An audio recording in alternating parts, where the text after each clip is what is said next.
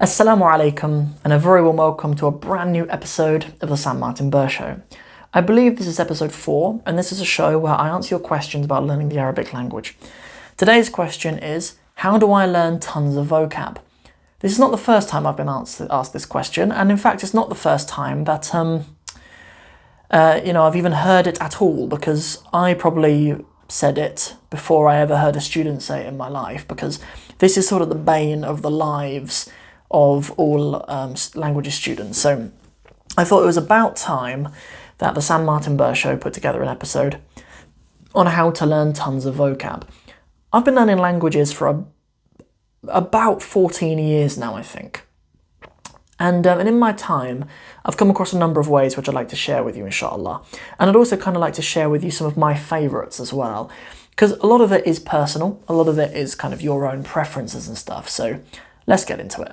I would like to also invite you guys to join the Patreon, inshallah, obviously, as always, because it's the bread and butter of this channel, and it's how we give most of our value to the world in the form of bonus resources, live hangouts, private one-on-one lessons with me, and bonus resources as well for all of you guys who want to access Arabic texts.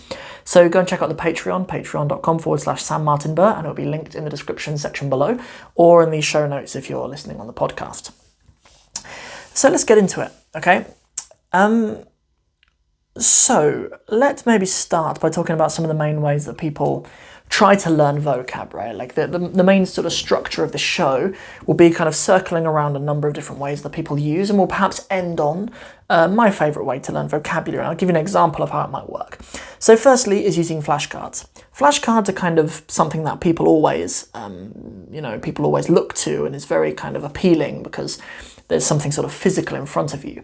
So flashcards is something we'll talk about. Another thing is something about the actual routine itself, of how to implement study habits for growth of your vocabulary generally.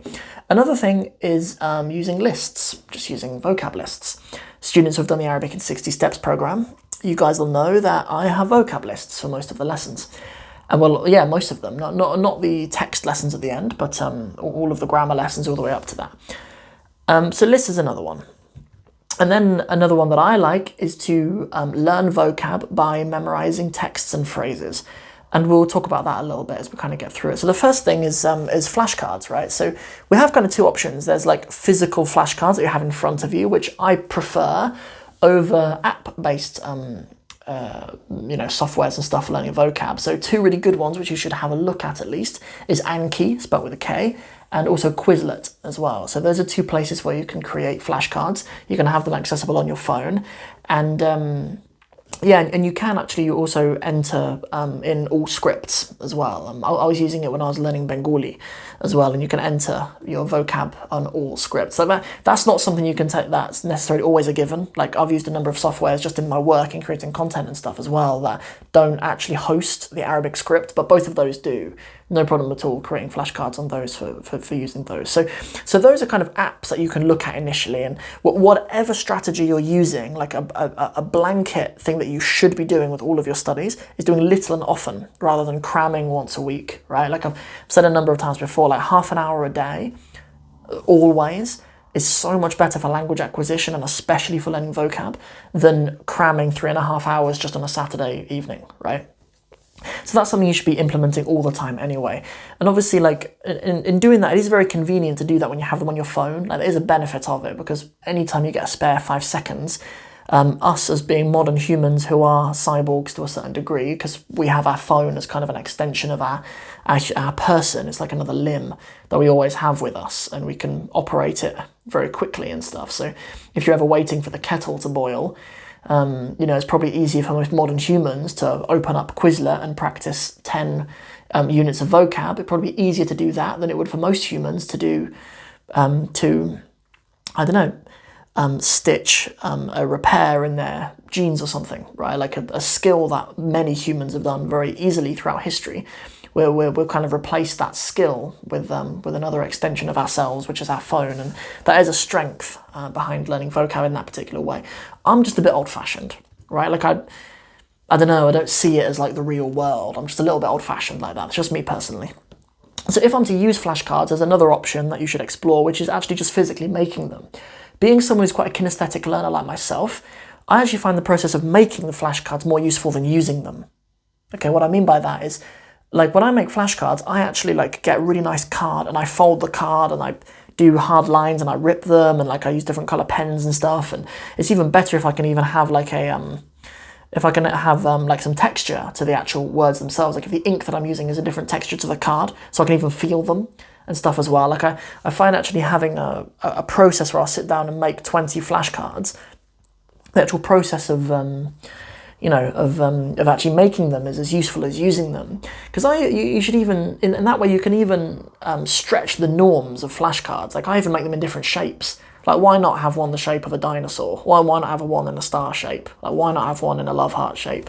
Like why not have one in like the moon shape and stuff? Like why not like cut out your flashcards in that particular way? Or why not just cut around the letters and stuff as well? Like if you're especially kinesthetic, you can feel the shapes of the ba and the qaf and the ra and the dad in the letter. Like I kind of go all out if I'm going to do something physical like that, and I especially enjoy doing stuff like that with my children. So anyway, those are kind of two different things that you can explore with using flashcards for your learning, and in any case it should be little and often. Another thing that I wanted to mention is using lists. Obviously you can group your vocabulary into lists in a number of different ways as well. Students often kind of think, well, vocab lists are vocab lists, but it's not really just that.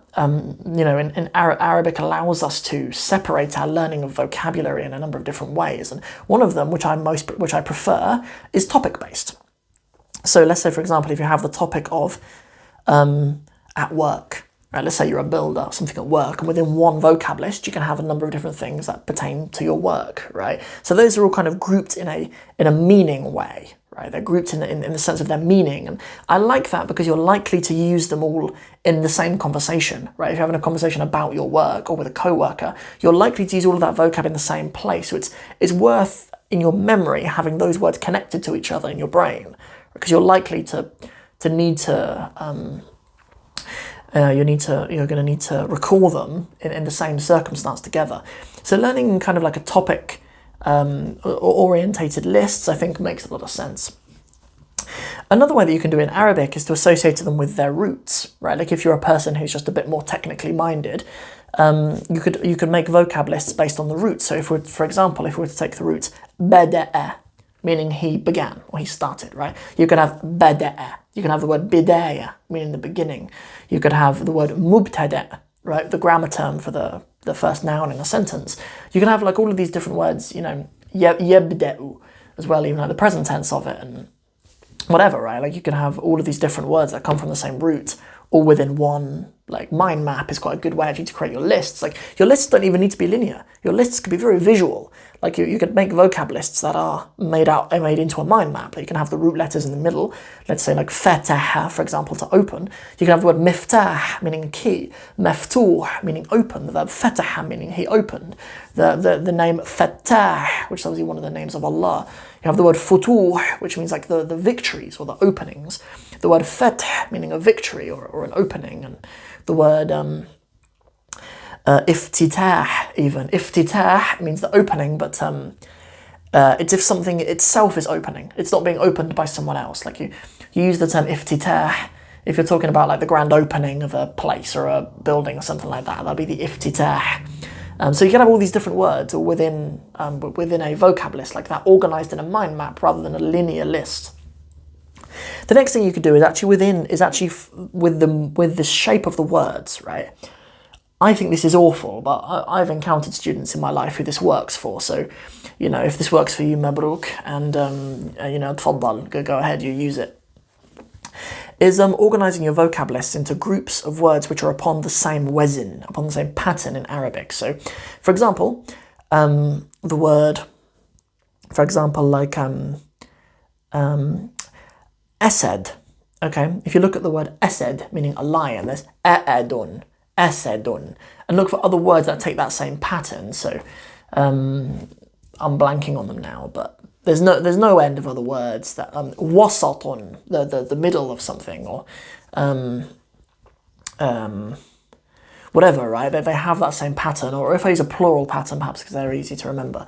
Let's say something like you have in the same pattern the word afyal, which means elephants. You have the word awlad, which means boys. The word aqmar, which means moons. The word What else? Any number of, you know, words in that kind of pattern. Aqlam, meaning pens, or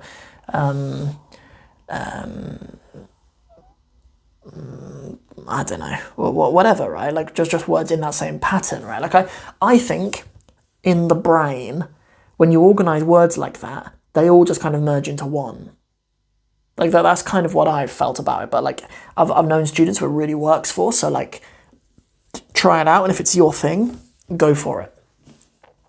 Cool. Okay, so those are like some ways that you can use vocab lists, and then you can actually push the boundaries of what you're used to with a list, right? Like when I say actually turning it into like a mind map rather than a list, we're kind of testing the boundaries of what a list even is. But when you use a vocab list, the point of it isn't for it to be linear, it's the point of it to be a collection of words that you're learning in the same unit of study, right? And who cares if that's linear or not? I mean, your vocab list can be all over the place if you want it to be, so yeah, so that's something else that I would suggest. The next thing I wanted to mention is learning through texts and phrases, through memorizing texts and phrases. When I was studying, a little while ago, I finished studying a book of Nawaqid al-Islam, or the nullifiers of Islam, through the Knowledge College. And the brother Imran, may Allah bless him, he's the one who teaches that course. And he said something about the text of Nawaqid al-Islam, that when he was being taught, his teacher would say to him, these texts, these mutun, these texts are your vocab list. I thought that was interesting, like, because you're memorizing them, but every single word in that vocab cluster is all in a context. It's all tied to something that you actually remember and you can recall for certain things, right? Like, I found that very interesting, and obviously that's in reference to memorizing Islamic texts that you're studying, but it's also really applicable for phrases that you're going to use like in your daily life. Like I remember when I first started learning Spanish, shout out to Michel Thomas, he's like one of the OGs of recording. Like I think I actually started learning Spanish from his cassette tapes. That's how much of an OG Michel Thomas is at creating these languages, audio courses and stuff. I believe he did a Spanish and a German and a French and Italian and maybe others. But I remember him teaching this phrase that I remembered my whole life, right? So instead of having a list of all these different words in Spanish, I'm just going to reel off some spiel in Spanish now, just to kind of demonstrate the point, right? Because that was the case for me. So we learned this phrase, right? The term quiero, meaning I want, comer, which means to eat, algo, which means something, porque, which means because, tengo, which means I have, hambre, which means hunger. Like, we didn't learn a list of that. Like I didn't learn any of those words in isolation. I just learned quiero comer algo porque tengo hambre.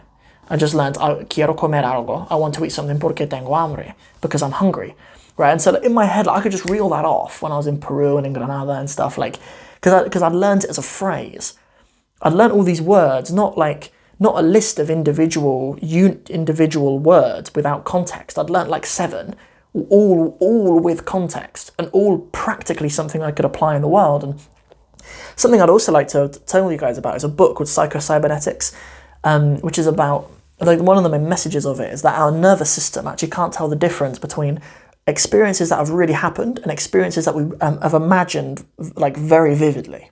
Okay, so if I picture myself saying, like some people when they learn a language, like let's say with that phrase, let's put it in Arabic, it'd be something like أريد أن آكل شيئا لأنني جائع. Okay, let's say that. Let's use it in Arabic.